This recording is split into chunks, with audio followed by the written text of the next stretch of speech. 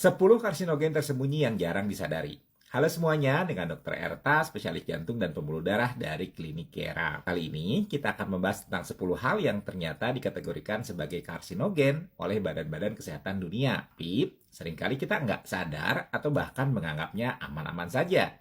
Karsinogen adalah zat atau faktor yang dapat memicu terjadinya kanker. Dan uniknya, beberapa di antaranya itu ada di sekitar kita sehari-hari. Jadi, sebelum Anda panik dan mulai membersihkan seluruh rumah pakai hazmat suit, mari kita pelajari satu persatu dengan santai dan penuh rasa ingin tahu. Pertama, mari kita mulai dari satu hal yang sudah sering dibicarakan, daging olahan seperti sosis, ham, dan bacon. WHO sudah memasukkan daging olahan ini ke dalam kelompok karsinogen kelompok 1. Artinya, bukti ilmiahnya itu sudah sangat kuat bahwa mereka itu dapat meningkatkan risiko kanker, terutama kanker usus besar. Bukan berarti kita tidak boleh makan sama sekali ya. Tapi, kalau tiap sarapan menunya sosis goreng, ya sama saja seperti mengundang risiko dengan tangan terbuka. Kedua, minuman beralkohol. Banyak orang tahu, alkohol itu bisa merusak hati. Tapi tidak semua sadar bahwa alkohol juga dikaitkan dengan risiko kanker mulut, tenggorokan, kerongkongan, hati, bahkan payudara. Dan berita buruknya, tidak ada batas aman yang benar-benar nol resiko. Jadi, kalau ada yang bilang minum sedikit buat kesehatan, itu tergantung definisi sedikit dan siapa yang mengatakannya. Seringkali industrinya yang berusaha meyakinkan. Ketiga, udara yang tercemar polusi. Kalau Anda tinggal di kota besar dengan lalu lintas yang padat, Anda mungkin menghirup partikel-partikel halus yang sudah dikategorikan sebagai karsinogen. Polusi udara, khususnya dari asap kendaraan dan industri, itu punya kaitan kuat dengan kanker paru-paru. Ironisnya, Anda bisa tidak merokok seumur hidup, tapi tetap berisiko hanya karena tinggal di daerah dengan kualitas udara yang buruk. Keempat, daging merah yang dimasak dengan cara yang dipanggang atau dibakar hingga gosong. Ketika daging terkena panas tinggi langsung dari api, terbentuklah senyawa kimia seperti heterosiklik amina atau HCA dan hidrokarbon aromatik polisiklik atau PAH yang bersifat karsinogen. Jadi, kalau kamu suka barbeque, cobalah atur tingkat kematangannya. Jangan sampai semua permukaannya itu hitam gosong. Kelima, minuman yang terlalu panas. Ini mungkin terdengar aneh, tapi International Agency for Research on Cancer atau IARC itu menyebutkan bahwa minuman yang disajikan lebih dari 65 derajat Celcius itu meningkatkan risiko kanker kerongkongan.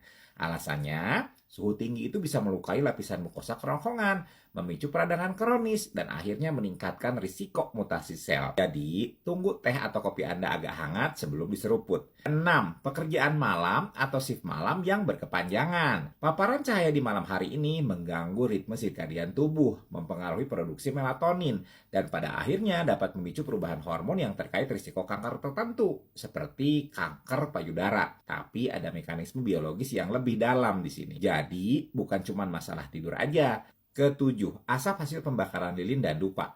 Memang wangi dan bisa memberikan suasana tenang ya. Tapi asapnya itu mengandung partikel halus dan senyawa kimia yang bisa masuk ke saluran nafas. Beberapa penelitian menunjukkan ada kandungan benzena dan formaldehida yang bersifat karsinogen. Jadi kalau misalnya mau pakai, pastikan ya ruangannya itu berventilasi baik. 8. Formaldehida. Zat ini banyak dipakai di industri, mulai dari pengawetan kayu lapis sampai cairan pembalseman. Bahkan dalam jumlah kecil, dia bisa ditemukan di beberapa produk rumah tangga, seperti cat atau perekat. WHO sudah menetapkan formaldehida sebagai karsinogen. Kesembilan, sinar ultraviolet dari matahari ataupun tanning bed. Kesembilan, sinar ultraviolet dari matahari ataupun tanning bed. Mungkin ini sudah sering dibahas ya, tapi banyak yang masih menganggap kulit terbakar adalah tanda sehat sehabis liburan. Faktanya, paparan UV berlebih adalah penyebab utama kanker kulit. Dan kalau Anda suka tanning bed, resikonya itu bahkan lebih tinggi daripada paparan matahari alami. 10. Konsumsi ikan yang terkontaminasi merkuri atau polutan industri tertentu. Walau ikan itu kaya omega 3, beberapa jenis, terutama predator besar seperti tuna atau hiu, itu dapat mengandung kadar merkuri yang tinggi. Merkuri sendiri tidak diklasifikasikan sebagai karsinogen langsung oleh IARC. Tapi, senyawa metilmerkuri itu bisa memicu kerusakan sel dan reaksi yang berkontribusi pada kanker dalam jangka panjang. Uniknya, banyak dari karsinogen ini bukanlah zat asing dari planet lain yang tiba-tiba mendarat di bumi. Mereka sudah ada di sekitar kita selama ratusan tahun. Hanya saja, dulu kita tidak menyadari efek jangka panjangnya. Sama seperti dulu orang menganggap merokok itu membuat rileks, sebelum akhirnya ilmuwan membuktikan bahwa itu kebalikannya ya.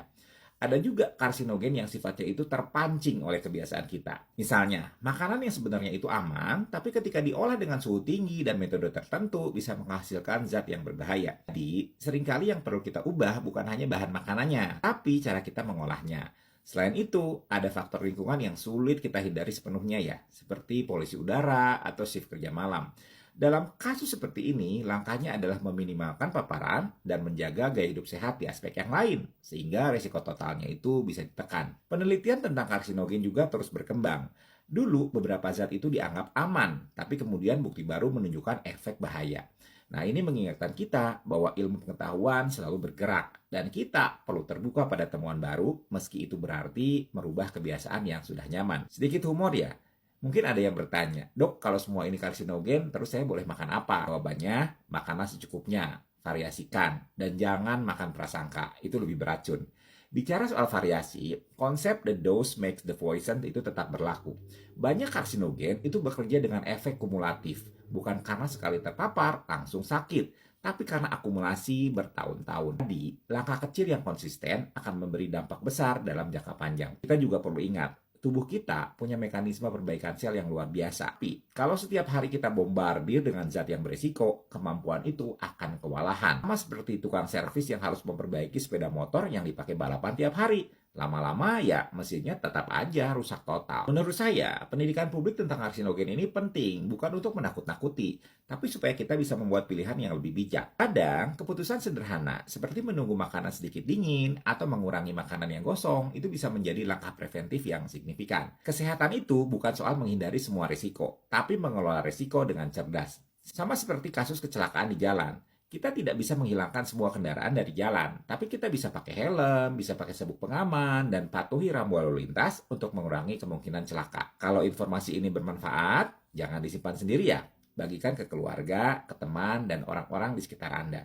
Siapa tahu, satu sharing dari Anda hari ini bisa menjadi alasan seseorang mengubah kebiasaan dan mengurangi risiko kanker di masa depan.